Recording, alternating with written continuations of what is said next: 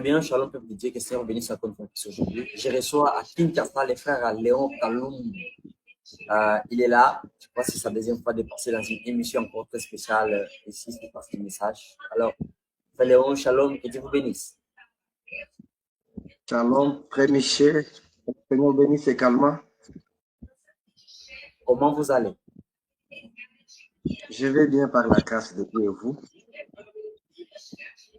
Ça va par la grâce de Dieu. Alors que vous êtes souvent sur ce message, vous nous suivez depuis Kinshasa, vous avez été interviewé, je crois, les mois passés. Alors, aujourd'hui, vous êtes là. On va parler surtout du ministère du messager dans une église locale. Alors, en quoi d'abord consiste la mission principale d'un type ministère dans une église locale pour... Okay, merci beaucoup. Que le Seigneur vous bénisse encore une fois. Bon, moi, vous me connaissez très bien. Nous avons commencé à faire des émissions avec foi. Je pense que ça, c'est la deuxième fois. Mais moi, j'aime, avant de commencer les émissions, j'aime toujours lire une ou deux citations pour introduire ce que nous allons développer tout au long de l'émission, je voulais dire.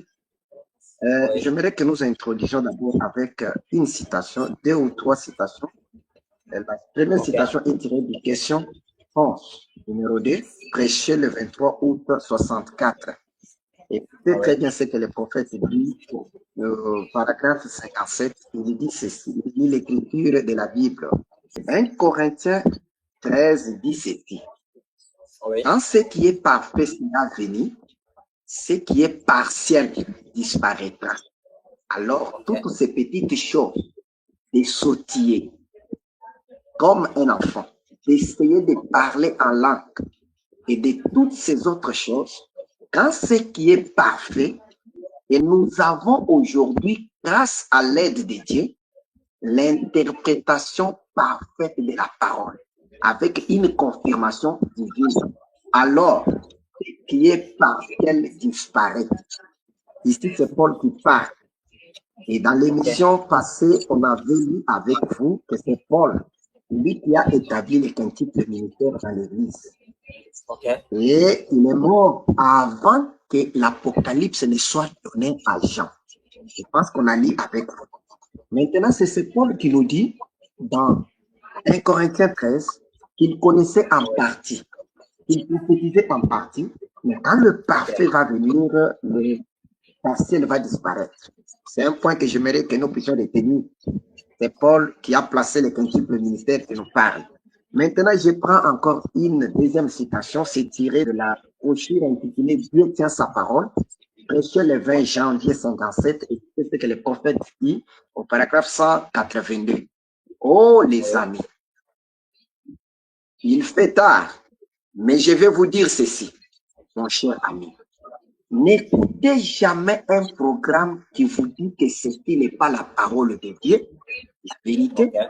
N'écoutez jamais quelque chose de fantastique qui n'a pas été annoncé et prédit par le Seigneur Jésus. En effet, quand lui-même est venu, il a guéri les malades, c'est seulement pour que la parole s'accomplisse qu'il l'a fait. Seulement pour accomplir la parole. Donc, Jésus était venu pour accomplir la parole. Et nous aussi, nous ne devons pas écouter quelque chose qui n'avait pas été prédit, qui n'a pas été promis. Écoutez maintenant la dernière minute ceci. Essayez de rendre un service à Dieu. Que cela soit la volonté de Dieu. Le 18 juillet 65, il dit ceci au paragraphe 162. Voyez-vous, ceux qui ont l'esprit de Dieu en eux, regarde à la promesse pour aujourd'hui. Puis observe et attendent jusqu'à ce qu'ils la voient. Alors, ils disent, ça y est, et Dieu les leur révèle. Donc, tout ce que nous allons faire tout au long de l'émission doit tourner tout autour de ces trois citations. Nous ne parlons pas des choses qui n'ont jamais été promises par Dieu. Maintenant, tu m'as posé la question de savoir quelle est la mission principale du cantique militaire dans l'Église. Ok. J'aimerais d'abord vous parler, comme vous m'avez demandé, de montrer avec les prophètes le ministère du messager dans une église locale. Vous avez d'abord voulu qu'on puisse d'abord traiter d'abord du quintuple ministère, son rôle, sa mission. Pourquoi le quintuple ministère a été placé dans l'église? Alors, je ne vais pas prendre trop de temps, j'aimerais te répondre directement avec le prophète lui-même. Nous prenons d'abord le quintuple ministère tel que Paul a placé cela avant que l'Apocalypse ne soit révélé. Les prophètes respectent toutes ces étapes du quintuple ministère. Maintenant, écoutez, avant que l'Apocalypse ne soit donné, Frère Branham enseigne ça. L'âge de l'église de Smyrne, prêché le 6 décembre 60, au paragraphe 19. Écoutez ce que le prophète dit. Dieu n'a jamais voulu que l'église soit dirigée par les hommes. Dieu dirige son église. Il la dirige par des dons de l'esprit. Les dons de l'esprit sont dans l'église pour corriger l'esprit. Il a 5 fonctions ministérielles dans son église. La première d'entre elles, une fonction d'apôtre ou de missionnaire. Les missionnaires à l'appel le plus élevé qui soit. Retenez ça. Les missionnaires à l'appel le plus élevé qui soit. Le mot missionnaire signifie un envoyé. Un apôtre signifie un envoyé. Pourquoi ont-ils choisi de se faire appeler missionnaires?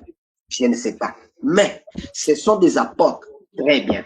Apôtres, prophètes, docteurs, évangélistes, pasteurs. Là, ce sont des fonctions élies de Dieu pour son église. Oui, dans chaque église locale, il y a 9 dons de l'esprit qui opèrent au sein du peuple. Il s'agit de la connaissance, la sagesse, les dons de guérison. Les dons se trouvent dans chaque corps local. Chaque personne dans l'église a un ministère particulier. Et ces ministères particuliers opèrent en harmonie avec tous les autres ministères pour l'édification du corps de Jésus-Christ. Et jamais, 3 points de suspension, ne termine pas. C'est la première citation qui nous montre d'abord les rôles que doit jouer le quintuple ministère. Le quintuple ministère est pour perfectionner, pour édifier les corps. Nous lisons la deuxième citation. Prophète, pour définir toujours le rôle du quintuple et la mission du quintuple ministère dans une église locale. Nous prenons la stature d'un homme parfait. C'est prêché le 14 octobre 69.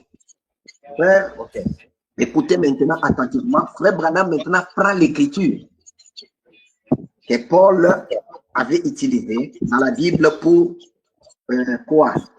Établir les quintuple ministères. Frère Branham commence ici au paragraphe 304.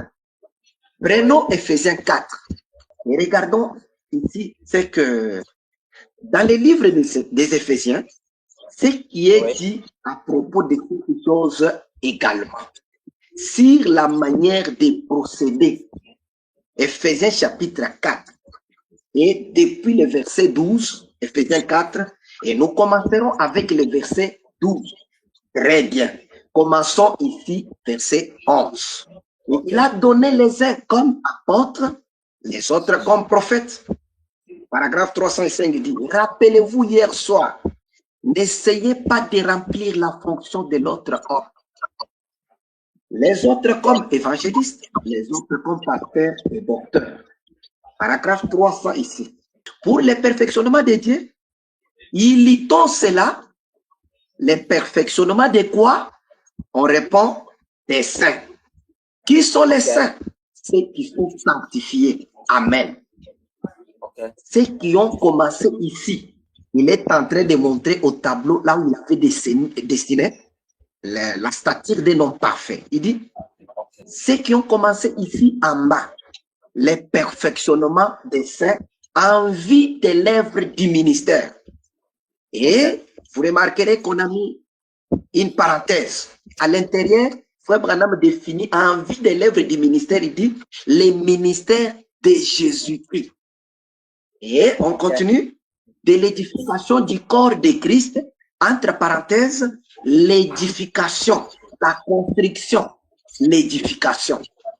Écoutez, c'est pour construire, édifier, jusqu'à ce que nous soyons tous parvenus à l'unité de la foi et de la connaissance du Fils de Dieu.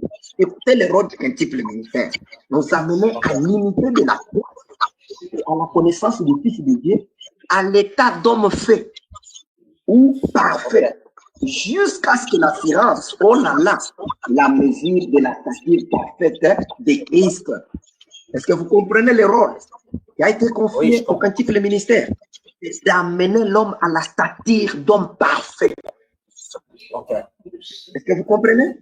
Ici maintenant, j'ai lu maintenant la dernière citation.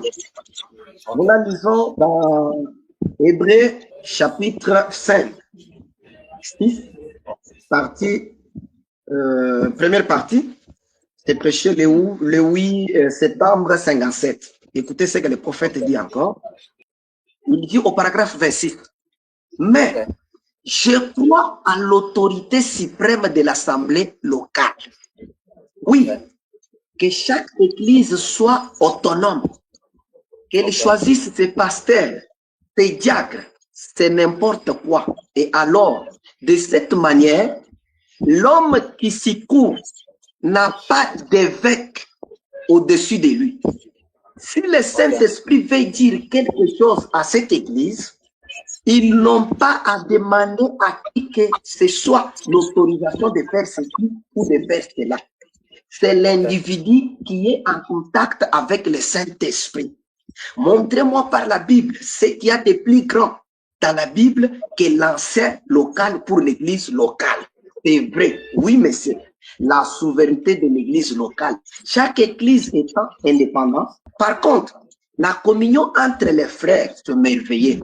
Toutes les églises devraient être unies dans la communion entre les frères, mais la souveraineté de l'église locale.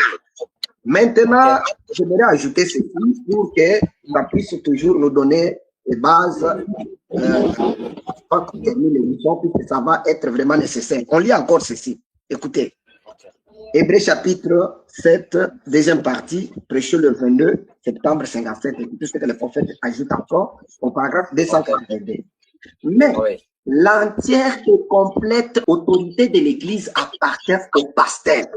Lisez ça dans la Bible. Voyez si ce n'est pas là l'ordre établi par la Bible. C'est tout à fait exact. Il n'y a personne au-dessus de l'ancien. Je n'ai rien à voir avec ce que frère Neville fait ici. Il a atterri maintenant au Branham. Ça, c'est entre vous et frère Neville. Si frère Neville voulait prêcher la doctrine des témoins de Jéhovah, ça, c'est entre nous et vous. Voyez? S'il voulait prêcher quoi que ce soit, tout ce qu'il veut, ça, c'est entre vous et lui. C'est tout. Si l'Assemblée vote pour qu'il soit là, et prêche ça, c'est bien, c'est son affaire. Je pense que vous avez compris. D'abord, la mission principale, c'était que le ministère devait amener l'Église à la perfection, à la stature, amener les individus à la stature d'homme fait, à la stature d'homme parfait. Maintenant, frère Branham dit, l'autorité suprême, l'autorité qui a la tête d'une église locale, c'est le pasteur.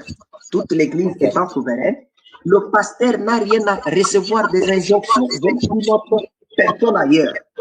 Ça, c'est ce qui a été établi comme ordre dans chaque église. Et cet ordre continue jusqu'aujourd'hui dans toutes les dénominations. Et je crois aussi à ça. J'ai lu ces citations pour vous montrer d'abord le quintuple ministère tel que cela a été placé dans l'Église avant que l'Apocalypse ne soit donné. Maintenant, on peut évoluer pour que plus tard, vous puissiez voir quand ça va changer, quand on va introduire le ministère du messager. Ok. Alors, en quoi se distingue la différence entre les ministères du messager et le quintuple ministère? Y a-t-il une grande différence et comment ça se passe? Bon.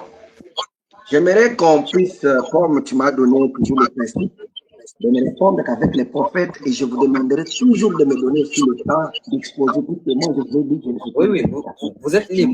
Il faut lire. Il faut J'aime préciser. lire. Oui, j'aime lire Il faut lire. tout que je vais avancer. Écoutez, Ok, vous êtes libre. en quoi le ministère du messager se distingue du quintuple ministère? Écoutez Voilà. maintenant, j'aimerais que vous puissiez toujours être attentifs. Nous avons montré comment le quintuple ministère a été établi et son rôle. Maintenant, nous arrivons, l'Apocalypse arrive.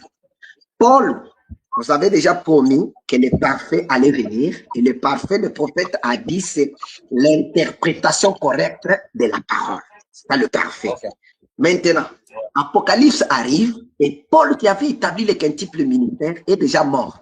C'est pourquoi tout celui qui s'identifie comme quintuple ministère à la manière de Paul, tout en disant qu'il a créé le message, doit vérifier bien ce qu'il est en train de croire et enseigner aux gens.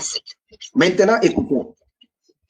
C'est que la Bible nous dit d'abord, on introduit maintenant un nouveau ministère dans l'Église que Paul n'a jamais enseigné. Bien que Paul fut l'un de ceux qui ont exercé ce ministère du messager, mais il n'a jamais enseigné sur le messager. Il a enseigné seulement sur les quintuple ministères. Il s'est comporté comme messager en envoyant ces lettres qui ont joué le rôle du ministère du messager dans chaque église locale. Maintenant, nous lisons Apocalypse 22, verset 16. Écoutez ce que nous reprenons cette écriture, on l'avait déjà lu. Moi, Jésus, j'ai envoyé mon ange pour vous attester ces choses dans les églises. Je suis le rejeton et la postérité de David, de l'étoile brillante du matin.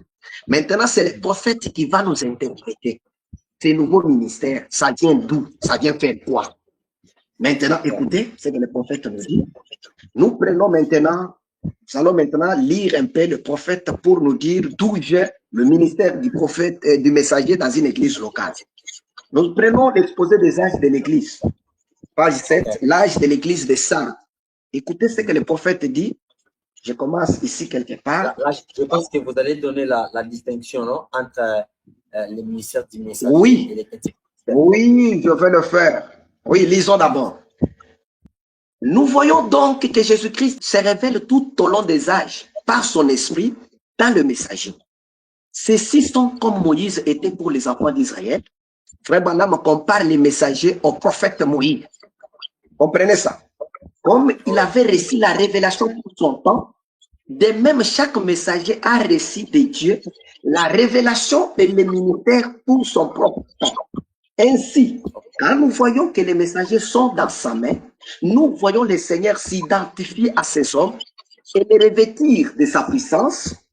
Il ne suffit pas qu'il se soit uni à l'Église tout entière, comme nous l'avons vu quand il est apparu, se tenant au milieu de cette chandelier d'or. Même les 5 ministères décrits dans Éphésiens 4, apôtres, prophètes, docteurs, évangélistes, pasteurs, qui étaient censés amener le peuple à la perfection, construire la stature parfaite de l'homme fait à l'image de Christ. C'était ces gens, ces dons qui ont reçu cette mission. Mais Frère Branham me dit, n'ont pas suffi.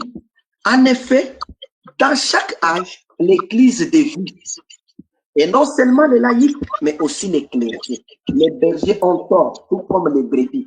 Quand les clergés et les laïcs n'ont pas suffi, qu'est-ce que Frère Branham me dit? Alors, Dieu fait son entrée dans son rôle de souverain berger. Voilà là où vient le ministère du messager. C'est par l'insuffisance du quintuple ministère que Dieu a suscité un nouveau ministère dans l'Apocalypse, qui est le ministère du messager, dont Paul était le premier messager. Écoutez maintenant, Dieu fait son entrée dans son rôle de souverain berger par le ministère de ces 7 hommes pour ramener son peuple à la vérité et à l'abondante puissance de cette vérité. Dieu est dans son peuple, dans chaque membre de son peuple, car quiconque n'a pas l'esprit de Christ ne lui appartient pas. Et il est la parole. C'est donc la parole reconnue dans ce peuple, mais il a investi d'une autorité particulière ces hommes qu'il a choisis lui-même, selon les conseils de sa propre volonté. Il en est apparu un dans chaque âge, Frère, comprenez que ici, ce n'est pas les quintuples ministères. On nous apprend maintenant un nouveau ministère, mais qui n'a pas été établi dans Éphésiens 4. Les mêmes esprits habitent en chacun d'eux.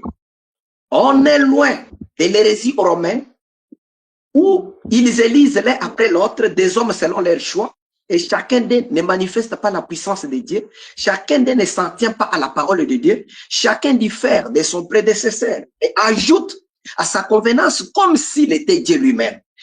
Dieu n'est pas dans tout cela, mais il est dans son messager. Écoutez, et celui qui désire recevoir la plénitude de Dieu suivra les messagers comme le messager suit le Seigneur dans sa parole. Mon frère, on nous avait défini que le quintuple ministère travaillait en vue du ministère de Jésus-Christ. Mais ici, on nous montre que le ministère de Jésus-Christ là est confié maintenant aux 7 messagers pour amener maintenant la plénitude de la parole aux gens. Et c'est cette plénitude qui fait que les gens puissent arriver à la perfection, à la stature d'homme parfait, et se confier aux messagers. Je pense que ce sont les prédicateurs du message qui devraient maintenant enseigner ça aux autres églises, que la perfection est confiée maintenant aux messagers. Et Frère Branham me dit, celui qui veut recevoir la plénitude ne doit pas suivre encore ces dons-là. Il doit suivre maintenant le messager parce que le messager suit Christ dans sa parole et nous devons suivre le messager pour recevoir cette perfection. Je pense que c'est clair. Maintenant, écoutez, Frère Branham justifie maintenant. Il continue à justifier qu'est-ce qui a amené ce quintuple ministère à ne pas suffire à amener la perfection dans l'église pour que Dieu puisse aller vers le messager. Frère Branham dit encore ici, dans toujours exposé des âges, l'âge de l'église de Smyrne, toujours, Frère Branham me dit encore quelque chose ici. Nous retrouvons exactement les mêmes modèles dans chaque âge. Voilà pourquoi la lumière vient à travers un messager donné par Dieu dans une certaine région. Ensuite, à partir de ces messagers, la lumière se répand à travers le ministère d'autres personnes qui ont été fidèlement enseignées. Mais il est évident que tous ceux qui sortent n'apprennent pas toujours combien il est nécessaire de ne dire que ce que le messager a dit. Voilà les problèmes. Qu'est-ce qui a fait que les quintuples ministères ne cessent d'échouer ou de manquer d'atteindre le but? C'est parce qu'il faisait quoi? Souvenez-vous, Paul a averti les gens de ne dire que ce qu'il a dit. 1 Corinthiens 14, 35. Si quelqu'un croit être prophète ou inspiré, il reconnaisse que ce que je vous écris est un commandement du Seigneur. Quoi?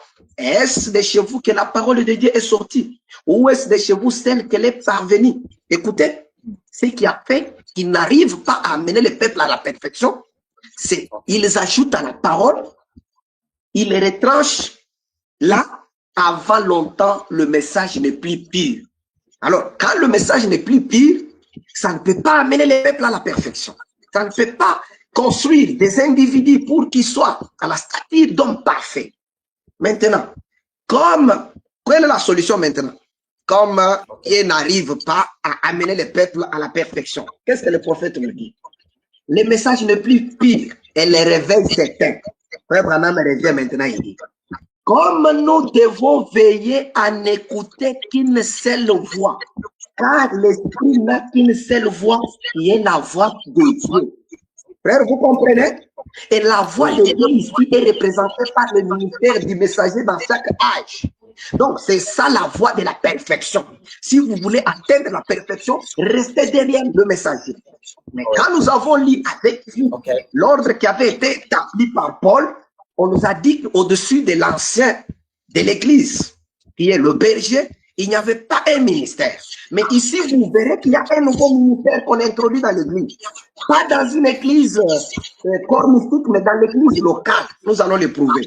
Écoutez maintenant la dernière citation pour répondre à ta question. Écoutez ce que le prophète dit. La stature d'un homme parfait. Écoutez ce que le prophète dit au paragraphe 172. Écoutez maintenant. Nous avons Oui, lu la citation tirée de la même brochure qui nous disait, qui nous donnait la mission qu'intitule le ministère, d'amener les peuples à la perfection, de construire, d'édifier les individus, les amener à la stature d'homme parfait. C'est ce qu'on a lu. Maintenant, écoutez au paragraphe 170 ce que le prophète nous dit. Ok. Nous ne construisons pas une organisation. Je ne suis pas ici ce matin pour construire une organisation. Christ ne m'a jamais envoyé pour construire une organisation. Christ m'a envoyé pour construire des individus. Frères, suivez. Il avait lu l'écriture d'Éphésiens 4, la mission qui avait été confiée au prédicateur. Maintenant, écoutez comment il enchaîne. Il dit, et les amener à la stature de Christ, afin qu'ils soient les lieux d'habitation de son esprit et les distributeurs de sa puissance par sa parole. Par sa parole. Voyez-vous, édifier l'individu, l'amener à cette position, pas construire une organisation pour en faire une plus grande dénomination, mais construire les individus pour en faire des fils et des filles de Dieu. Voilà l'idée. Je pense que, frère, vous avez maintenant l'idée de la perfection qui avait été confiée au quintuple ministère. Nous voyons frère Branham s'identifier. Et c'est ça le rôle qu'il est venu jouer dans l'Église. C'est pour amener les peuples à atteindre la perfection, à atteindre la stature d'homme parfait. C'est ça maintenant le rôle qui est confié au messager, prophète William Branham, pour notre âge. Je pense que vous comprenez le rôle maintenant que joue le messager dans une église locale. Ça, je peux m'arrêter là parce que tu as posé plusieurs questions. Alors, qui sont les auxiliaires du messager et quel est leur rôle alors par rapport à tout ce que vous venez de dire? Ok. Je suis tellement ravi de la façon dont tu as aligné aussi les questions. Nous avons montré d'abord les quintuples militaires en général, tel que cela s'exerce dans toutes les églises. Mais nous avons introduit aussi un nouveau ministère qui n'est pas reconnu par toutes les églises, le ministère du messager. Et là, nous avons vu pourquoi ce ministère est intervenu. C'est pas qu'il y a eu insuffisance du ministère qui avait été appelé à amener le peuple à la perfection. Maintenant, ce ministère, frère Branham nous dit, quand il vient, Dieu ne nécessite pas seulement lui seul, il nécessite aussi des auxiliaires. Mais le mot auxiliaire est tellement vague que nous allons lire quelques citations aussi situées. Qui sont les auxiliaires du messager?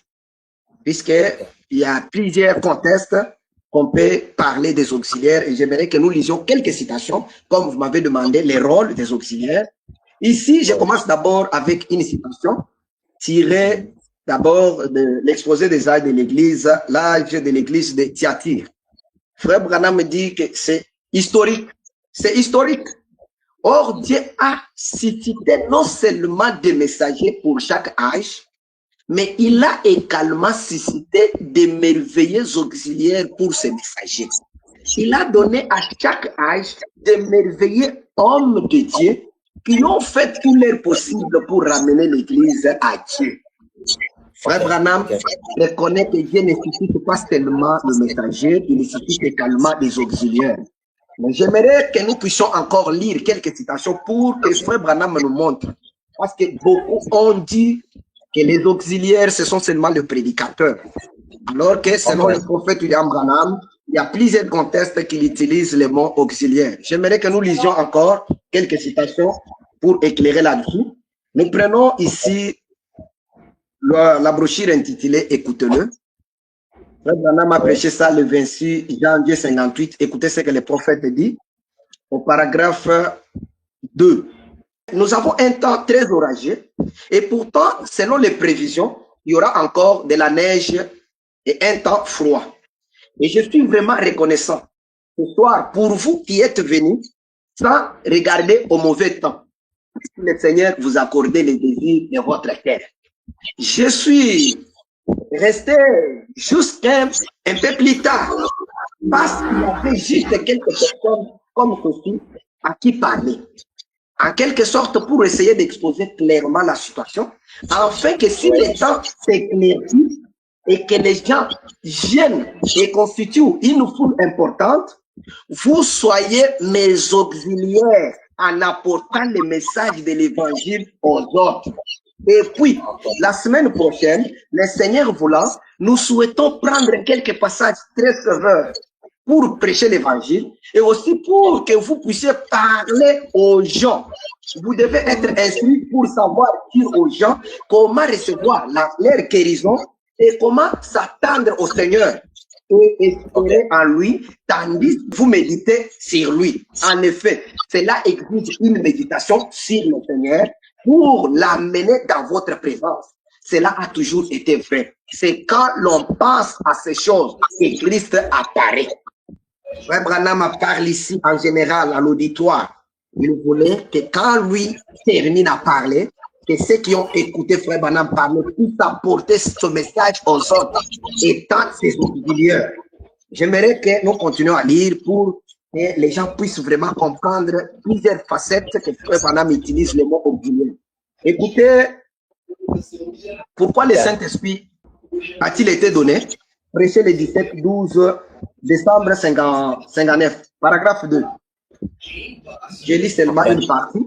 Ici, Frère Branham me dit ceci. Maintenant, demain soir, je voudrais trouver ou plutôt avoir quelques prédicateurs possibles ou sinon quelques hommes ou femmes bien affermis à qui nous puissions faire appel en cas de besoin au cas où il ne termine pas. Et la citation continue.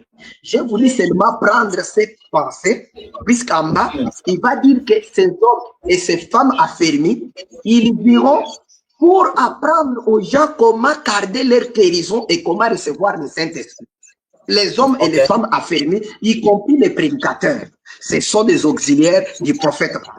Lisons encore, frère. Je ne veux pas que les gens restent toujours avec un seul aspect du mot auxiliaire. Écoutez encore, nous lisons encore ici, pour que les gens ne disent pas que je suis en train d'inventer les histoires. Notre espoir repose en Dieu. La prédication prêchée le 29 septembre 51. Écoutez au paragraphe 37. Frère Branham dit ceci. Je suis terriblement en retard. On est le samedi, assurément. Vous pouvez vous reposer un peu demain. Que tout le monde soit tout aussi respectueux que possible maintenant. Ne dérangez pas. Je suis très content de voir ce frère ici, juste toute une ligne de ces enregistrés. Et quel travail ils font pour le Seigneur. Ces enregistrements sont envoyés à travers les pays. Ils s'introduisent dans des maisons, dans des salles et ailleurs. On en a même mis sous forme de film l'autre jour. Présenter ces choses. Et des centaines de gens sont sauvés et directement par ces enregistrements. N'êtes-vous pas content de fait qu'un homme ait le message au cœur? Peut-être qu'ils ne sont pas des prédicateurs, ils cherchent à apporter le message aux gens. Les médecins, méditons, ainsi que des hommes de haut standing dans le monde, sortent pour chercher à gagner des âmes pour Christ. Dieu peut se saisir de ces choses comme un moyen secondaire comme ceci. Que le Seigneur Jésus bénisse chacun de ceux qui écoutent le message, qu'ils soient sauvés et guéris. Je pense que vous avez encore compris. Frère Branham m'a dit qu'il y a des gens qui ne sont peut-être pas des prédicateurs, mais ils essayent d'apporter le message aux autres. Alors que selon le langage des gens, apporter le message, ça signifie aller prêcher. Les frères Branham ici nous montrent qu'ils utilisent quoi? Les magnétophones. Ils enregistrent les bandes, ils vont jouer. Voilà comment frère Branham lui comprend comment les auxiliaires apportent le message aux autres. Je continue toujours avec la lecture, mon frère. Donc, écoutez ce que les Branham. Donc, si je comprends, selon je lis le message soit interprété par quelqu'un d'autre. Oui, Frère Branham voulait que, oui, il voulait que, vous dites? Selon Frère Branham, il voulait pas que ce message soit interprété par les autres. Il voulait que ça soit toujours répété. Comment je vais comprendre? Bon, moi, nous allons comprendre ça avec le temps. J'aimerais d'abord qu'on termine d'abord l'idée des auxiliaires. Écoutez d'abord, je continue d'abord à lire encore ici. L'unité, dans la brochure intitulée L'unité, prêchée le 11 février 1969. Écoutez ce que le prophète dit au paragraphe 231. Frère Branham nous fait remarquer quelque chose ici. Il dit, c'est probablement un Polonais catholique. Et voilà qu'il vient ici, il prend le banc, il va les faire jouer au dehors, rencontrant de l'opposition, des prédicateurs qui devraient être avec moi, en train de nous aider, mais qui nient ce qui en fait la force, niant la vérité de la parole et déclarant avoir le Saint-Esprit. Est-ce que vous comprenez ici? Oui, pour lui, il devrait l'aider à aller jouer ses bandes, c'était le prédicateur. Mais il y a ici un Polonais catholique qui a pris au message, il prend les bancs, il va aller les jouer, il rencontre l'opposition de ces mêmes personnes qui devaient être les auxiliaires du prophète pour jouer ces bandes et s'oppose à ce que le Polonais catholique est en train de faire. Est-ce que vous comprenez ça? Maintenant, je ne refuse pas qu'il y ait des prédicateurs qui ont saisi aussi la vision de jouer les bandes, mais j'aimerais seulement vous dire le mot auxiliaire a plusieurs contextes. Maintenant, regardez, j'aimerais lire la citation. Je pense que c'est la citation qui est venue aujourd'hui dans le pain quotidien, alors que nous faisons l'émission. C'est la citation qui est venue aujourd'hui. Je vais relire ça. Écoutez ce que cette citation dit concernant les auxiliaires, hommes et femmes.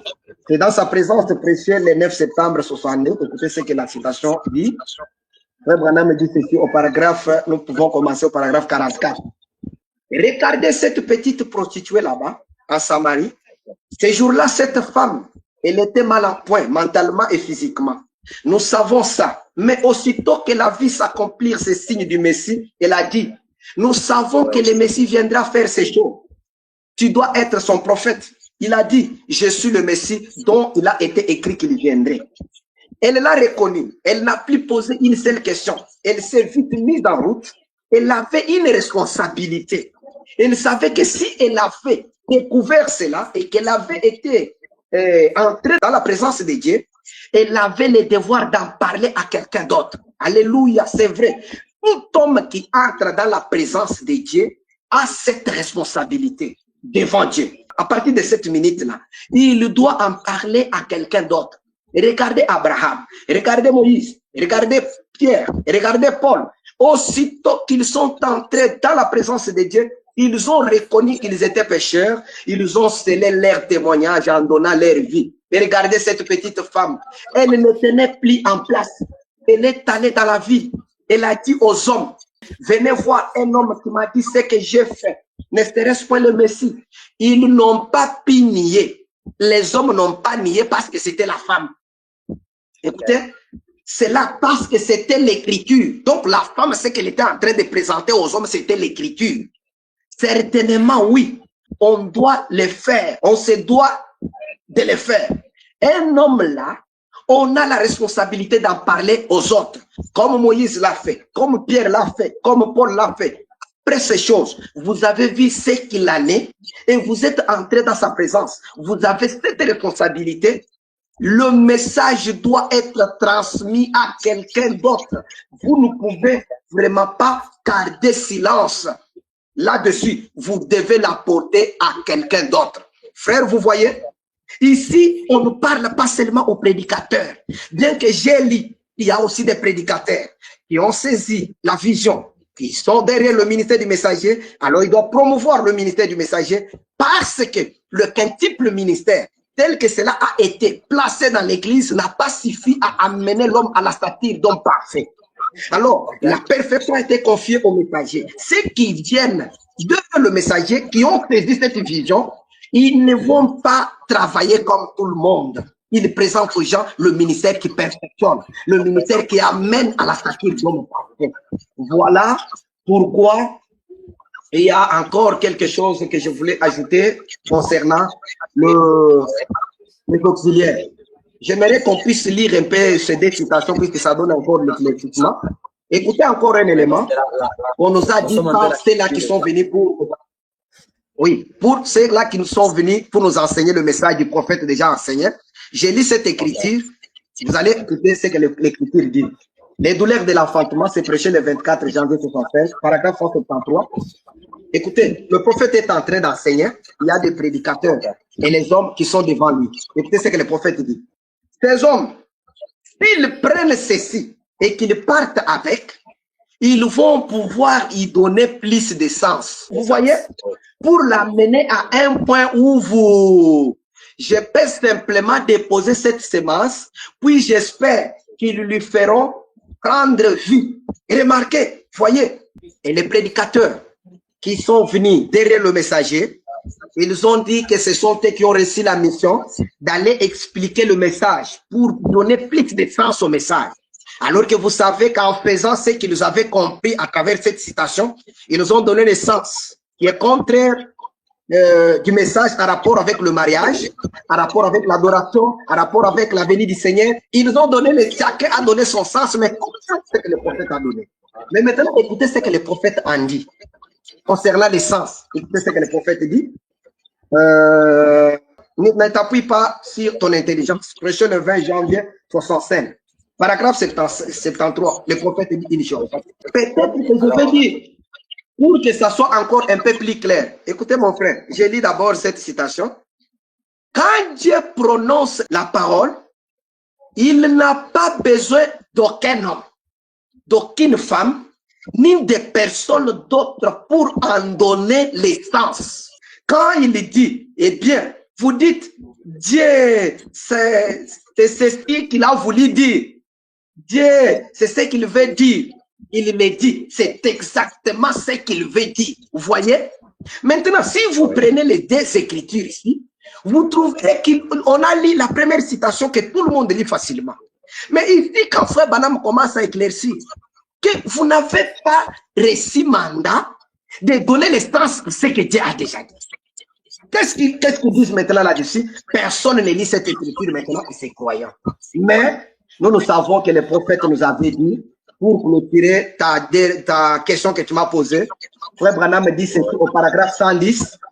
Au paragraphe 110, le troisième exode, écoutez ce que le prophète dit. J'espère que la pensée spirituelle peut saisir cela. Je suis sûr que vous, oui, mais là-bas, je me demande, quoi qu'il en soit, on ne peut pas se rendre dans chaque pays. Écoutez ce que le prophète lui comprenait. Il ne pouvait pas se rendre au Congo partout pour prêcher son message. Mais qu'est-ce qu'il va faire? Il dit, on peut y envoyer les bandes. Dieu aura un moyen de se saisir de cette pensée là-bas où cette semence a été semée. C'est vrai. Et dès que la lumière la frappe, Frère Branham frappe une fois dans ses mains. C'est parti. Elle prend vie. Comme la petite femme au puits qui a dit, voilà, c'est ça. Elle a saisi. Est-ce que vous comprenez? Frère Branham, ses pensées sont cohérentes. Il nous ramène maintenant à cette femme qui a reçu la révélation de la parole sans passer par les explications d'un prédicateur. Et c'est elle-même qui est allée dire au prédicateur, venez voir un homme qui m'a parlé. Et c'est ce que le prédicateur aujourd'hui n'accepte pas, de voir un croyant comme moi leur dire que le quintuple ministère tel que vous l'exercez aujourd'hui, ça n'a pas de place dans le message. Vous êtes des auxiliaires. Alors, évoluons, je pense que je vous donne encore le temps d'évoluer avec les questions. Oui, j'ai seulement une question que je vais finir avec, où on va essayer de comprendre les trois dimensions-là, la différence entre ces trois dimensions. Les messagers, les messages et les auxiliaires, ainsi que les petits ministères. Alors, pour terminer, j'aimerais que vous puissiez répondre à ça. Ouais.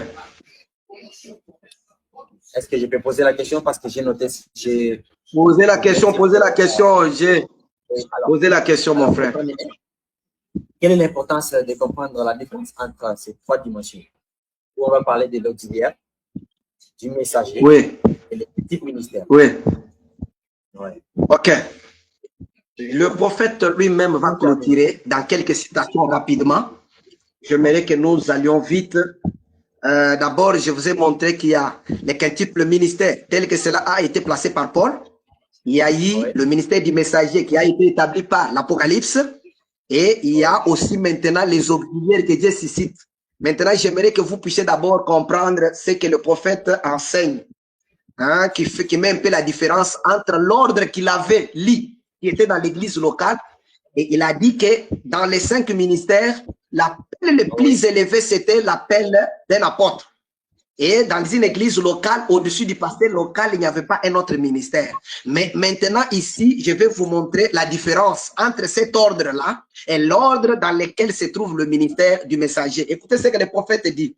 Frère Branham, qui nous a déjà enseigné que le pasteur n'a pas besoin d'avoir un évêque au-dessus de lui. Mais écoutez maintenant l'ordre prêché.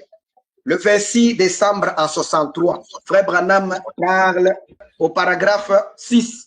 Écoutez, or, je ne cherche pas à usurper l'autorité. Pourquoi il commence à souffrir? Parce qu'il a déjà enseigné qu'au-dessus du pasteur local, il n'y a pas un autre ministère au-dessus. C'est lui seul qui est en contact direct avec le Saint-Esprit. S'il a quelque chose à dire à l'église, il le reçoit du Saint-Esprit et il enseigne. Mais écoutez maintenant l'ordre que Frère Branham enseigne maintenant dans son église, là où il y a le ministère du messager, c'est tout à fait différent de ce que beaucoup ont présenté comme l'ordre du message, où il place les pasteurs locaux au-dessus de tout le ministère. Écoutez maintenant. Or, je ne cherche pas à usurper l'autorité ou quelque chose comme ça. Mais, vous voyez, si un homme ou quoi que ce soit possède des têtes, il ne sait pas où aller. Dieu n'a jamais eu de tête à son église. Alors qu'ici, nous sommes dans une église locale. Mais écoutez comment le prophète nous transporte même au niveau mondial. Il dit, jamais il a une seule tête. Il a toujours traité dans chaque génération. Ici, nous quittons le Branham Tabernacle, on commence à parler de la génération. Ici, ça ne représente pas 40 ans, mais c'est plutôt un âge. Dans chaque génération, et comme nous l'avons étudié dans les Écritures, c'est toujours avec un seul individu qui les traite. Souvenez-vous que l'ordre ici qu'on établit, c'est pour une église locale. Mais ici, Frère Branham généralise.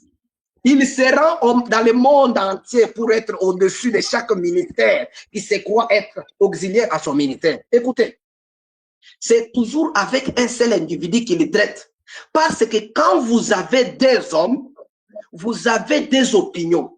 Cela doit aboutir à un absolu final. Donc, vous devez, quand vous avez des têtes, vous devez faire un choix entre les deux et aboutir à un absolu final.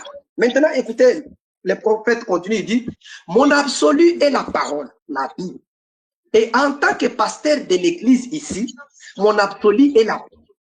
Et je sais que vous, les frères, vous me considérez un peu comme votre absolu. Vous comprenez? Okay. En ce que, tant que je suis Dieu, comme Paul le disait dans l'écriture, suivez-moi comme je suis Christ. Vous comprenez maintenant cette citation montre que l'ordre qui plaçait les pasteurs au-dessus, une fois que le ministère du messager intervient, le pasteur n'occupe pas encore cette place. Et Frère Branham a souffert avant d'introduire ça. Il dit, je ne cherche pas à usurper l'autorité. C'est ce que beaucoup de ceux qui continuent à prêcher cet ordre, même aujourd'hui, ils ne veulent pas que Frère Branham soit au-dessus de leur ministère dans leur église locale. Continuons, vous allez écouter maintenant. Voyez, maintenant, je prends l'âge de l'église de Pergame. Écoutez, dans une église où il y a le ministère du messager, l'âge de Pergame, paragraphe 73, vous voyez, Dieu parle à son messager, le messager parle aux laïcs, et alors, c'est ce qui arrive, vous voyez, il parle, il fait que les laïcs, lui aussi, demeurent en Dieu, voyez-vous, le Saint-Esprit coule au sein de tous les groupes. Vous comprenez? Là où il y a le ministère du messager, Frère Branham ne dit pas Dieu parle seulement au pasteur et les pasteurs parlent à l'église. Il dit Dieu parle aux messagers et les messagers s'adressent aux laïcs. Ici, les laïcs sont composés des pasteurs et de tout ce que vous connaissez, les dons qui sont dans l'église là, sont des laïcs du messager. Écoutez encore ce que le prophète dit. Nous lisons rapidement, comme vous m'avez dit, il n'y a plus de temps. Nous prenons exposé des âges. L'âge de l'église de Smyrne. Frère, écoutez ce que le prophète dit rapidement encore. Dans l'église où il y a le ministère du messager, c'est différent. À moins que vous soyez indépendant, vous ne croyez pas au ministère du messager. Là, vous allez refuser tout ce que nous lisons. Écoutons. Dans chaque âge, sans exception, la même chose est dite au début et à la fin du message à chaque âge. Écrit au messager. Frère, écoutez, ça c'est en dehors du quintuple ministère, c'est dans l'Apocalypse. D'Éphèse, de Smyrne, de Pergame, de Thyatire, de Sardes, de Philadelphie, de la Odyssée. Voici ce que dit celui, etc. etc. Que celui au singulier qui a des oreilles entende ce que l'Esprit dit aux églises. Est-ce que vous comprenez? L'Esprit parle aux églises, selon Apocalypse 22. Et remarquez ici que dans chaque âge, Jésus, par l'Esprit, ne s'adresse qu'à une seule personne en ce qui concerne la parole pour cet âge. Ici, on ne s'adresse plus encore au pasteur concernant l'église locale. Ici, on s'adresse au pasteur qui est le pasteur mondial, le messager. Et c'est lui qui s'adresse aux laïcs en général. Écoutez, un seul messager pour chaque âge reçoit ce que l'Esprit a à dire à cet âge-là. Et c'est ce messager-là qui est le messager pour la véritable église. Il parle de la part de Dieu par révélation aux églises, à la vraie et à la fausse. Le message est alors diffusé à tous.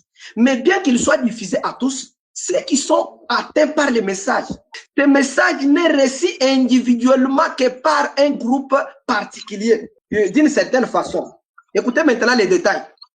Chaque individu de ce groupe est quelqu'un qui a la capacité d'entendre ce que l'Esprit dit au moyen du messager. Frère, comprenez? Ici, on ne dit pas chaque pasteur a la capacité, lui, d'entendre pour aller dire aux autres. Non. Écoutez, ça continue. Ceux qui entendent, les laïcs là, à qui s'adresse le messager, ceux qui entendent ne reçoivent pas leur propre révélation particulière. Les laïcs composés de prédicateurs et de croyants ne reçoivent pas leur révélation particulière, pas plus qu'un groupe ne reçoit sa révélation collective. Mais chaque personne entend et reçoit ce que le messager a déjà reçu de Dieu. Frères, comprenez? Ça, ce sont des détails. Ici, il s'agit d'une église établie sous le ministère du messager. Les seuls enseignants qui s'adressent à tous, c'est le messager. C'est ça, les docteurs. Maintenant, frère Branham nous donne un peu pourquoi seul le messager doit s'adresser au messager, au laïc. Il nous donne quelque chose dans quelques paragraphes. Je vous lis juste pour que les gens puissent, peut-être, on va ajouter dans une autre émission. Écoutez, frère Branham nous donne les raisons. Il faut que seul le messager doit recevoir, doit prêcher, doit enseigner. Et il doit nous dire aussi ce que les ouvriers sont censés recevoir de lui pour donner aux autres. Écoutez, frère Branham dit ceci. L'union invisible de l'épouse de Christ. Écoutez ce qui va se passer. Écoutez ce qui va se passer ici. Pour les uns, ils pensent qu'il s'est contredit. Frère Branham a dit, les pasteurs locaux n'ont pas à recevoir des injonctions venant d'ailleurs. Mais écoutez ici, au paragraphe 10, frère Branham dit ceci. Maintenant, je voudrais saluer toutes les églises. Écoutez, toutes les églises qui ont des pasteurs, frère Branham les salue, qui sont reliés à nous en ce moment. Frère, quand les prédicateurs et leurs églises sont reliés, là où Branham enseignait, vous savez que ces gens-là, ils n'ont pas un pasteur du haut de la chair. C'est-à-dire le pasteur est assis. Pour vous montrer la différence entre le ministère du messager dans une église locale, c'est le messager, celle qui s'adresse, le pasteur est assis. Écoutez, je voudrais saluer toutes les églises qui nous sont reliées en ce moment maintenant, des différents États. Nous sommes reliés par les téléphones. C'est un système ingénieux que nous avons pu obtenir grâce à notre frère Perry Green. Et Perry Green ici était l'un des pasteurs d'une église locale. Est-ce que vous comprenez?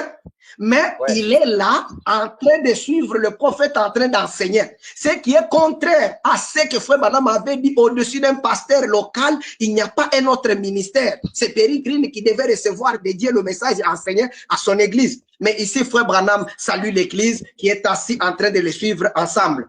Maintenant, je continue maintenant pour vous montrer pourquoi le messager doit enseigner seul son message. Nous lisons quelques citations au paragraphe l'âge de l'église de Pergame.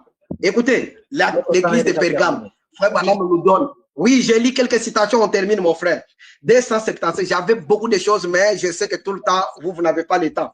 277, écoutez. Eh bien, frère Branham introduit la notion qui donne l'accès au messager celle d'enseigner son message. Eh bien, la manne cachée, qu'est-ce que c'est? C'est la manne qui n'est plus donnée à toute l'assemblée. Ici, l'assemblée est représentée par les laïcs et les laïcs sont composés de pasteurs, de docteurs que vous connaissez là et leurs brebis. Écoutez, la manne cachée, qu'est-ce que c'est? C'est la manne qui n'est pas donnée à toute l'assemblée. La révélation est déversée sur l'ange de l'église. Ici, l'ange, ici, on nous enseignait disant que c'est le pasteur local. Mais suivons maintenant les prophètes. Vous voyez? La révélation de la parole est donnée à l'ange de l'âge. Frère, écoutez la précision. La révélation est donnée à l'ange de l'âge, car elle est cachée de toutes parts et ensuite révélée, la manne cachée. Elle est envoyée à l'ange de l'église. Vous voyez, vous saisissez, c'est une révélation un peu plus grande de ce que Christ, peut-être un appel un peu plus élevé. Frères, souvenez-vous, on a lu avec vous que dans le quintuple ministère, l'appel le plus élevé, c'était l'apostolat. C'était ça, non? Mais ici, ça change quand l'Apocalypse vient après la mort de Paul. C'est pourquoi le pasteur qui prêche aujourd'hui doit se situer. Il enseigne le quintuple ministère. D'après Paul, qui nous a promis auparavant, il nous a dit que le parfait viendra. Et frère Branham nous a dit le parfait, c'est l'interprétation correcte de la parole que beaucoup prêchent, enseignent aujourd'hui. Mais il nie l'interprétation correcte sur le quintuple ministère. Ce qu'ils sont censés faire aujourd'hui. Écoutez, voilà.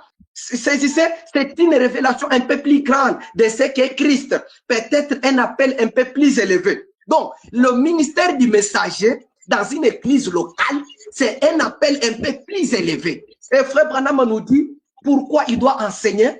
Écoutez, l'âge de l'église de Pergame, toujours. Écoutez, le prophète nous parle maintenant. 284, il dit, c'est la manne cachée. Un petit quelque chose de spécial.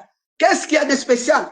Pas quelque chose pour les bénédictions du Saint-Esprit. Oh non, ça c'est pour toute l'assemblée. Mais la manne cachée, c'est une révélation spéciale. Parce qu'il était censé enseigner aux autres. Frère, vous comprenez, c'est lui qui reçoit la manne cachée. Il est censé enseigner aux autres. Alors que dans les quintuples ministères, tel que ça s'exerce dans toutes les dénominations, c'est le docteur qui est placé là-bas pour enseigner. Mais là où vous avez le messager, comprenez que c'est lui qui a un appel plus élevé, c'est le souverain berger. Lui, il reçoit la manne cachée pour enseigner aux autres. Alors que les prophètes, je pense que j'ai beaucoup de choses que je voulais lire. J'aimerais peut-être ajouter une citation qui montre maintenant que les auxiliaires reçoivent aussi quelque chose de la part du messager pour distribuer aux croyants. Écoutez, il introduit quelque chose que nous pouvons encore ajouter. Sa parole était le pain. Elle était la manne parfaite. Et tout homme qui vit par elle ne mourra jamais. Mais une fois le Père disparu, personne ne semblait plus connaître la vérité exacte. Il semblait qu'en peu de temps, cette manne avait été cachée aux gens. Mais dans chaque âge, Dieu a commencé à rétablir par révélation ce qui était caché. Jusqu'à ce qu'en ces derniers jours, conformément à Apocalypse 17, un prophète vienne révéler tous les mystères, après quoi le Seigneur viendra. Donc, dans chaque âge, dis-je, les messagers ont reçu de la vérité cachée, mais ils ne l'ont pas simplement reçu pour eux-mêmes. C'est comme quand les disciples ont reçu la mission de servir le pain et les poissons à la foule. Frères, suivez cette notion-là. Ça va aider les prédicateurs à comprendre leur rôle quand ils sont auxiliaires. Jésus leur donnait la nourriture rompue. Frère, écoutez, Jésus a donné à ses disciples la nourriture déjà rompue, mais eux, à leur tour, la distribuer aux gens. Est-ce que vous comprenez? Quand vous avez déjà reçu la nourriture déjà rompue, ça signifie, frère Branham nous montre la parole déjà révélée. Dieu donne sa manne cachée au vainqueur. Il ne peut pas en être autrement. Il n'ouvre pas ses trésors à ceux qui repoussent ce qui a été révélé. Donc, les prédicateurs, ils reçoivent la parole déjà révélée. La seule chose qu'ils peuvent faire, qu'ils distribuent la parole, qu'ils distribuent la nourriture aux croyants. Je pense que c'est clair. Ça n'a pas de confusion.